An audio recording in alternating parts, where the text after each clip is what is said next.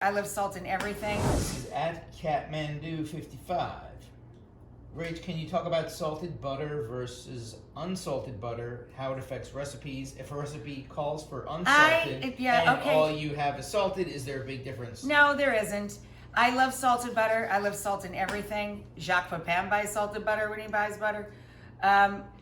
Generally speaking, recipes call for sweet butter.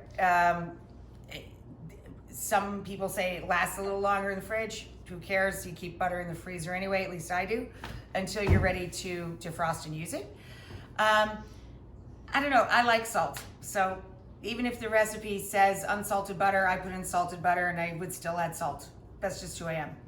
If you're watching your salt for health reasons, of course buy unsalted. But no, I think the difference is negligible and it's not going to be so salty that it would change, your chocolate chip cookie recipe or what have you. That's a matter of personal preference. I like salted butter, personally. This is from at Sandcastle813. Okay. Our question of the day every day is, what do you want for dinner? How and who decides? Oh, what do we want for dinner? Whatever I write for you guys. If it's a tape day, we feed not only ourselves, we have like a human bird feeder outside.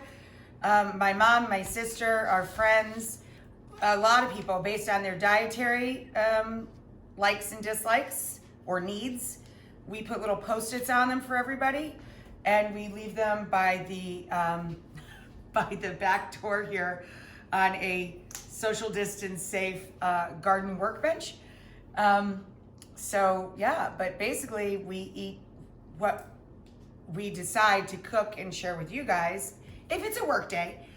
On Sundays, we always have a pasta of some sort. That's John's wish for Sundays. That's really the only rule we have. Sundays is always Italian food. There really aren't any other rules. We try and mix it up, right? Yeah. And we don't really fight about what's for dinner. John's always like, and I'll get frustrated with him. I'll be like, just tell me what you want to eat, because I'm making the meal plan for the week. And he's like, Whatever you're cooking is good for me. Which is such a frustrating answer if you work in a kitchen. You know what I'm talking about.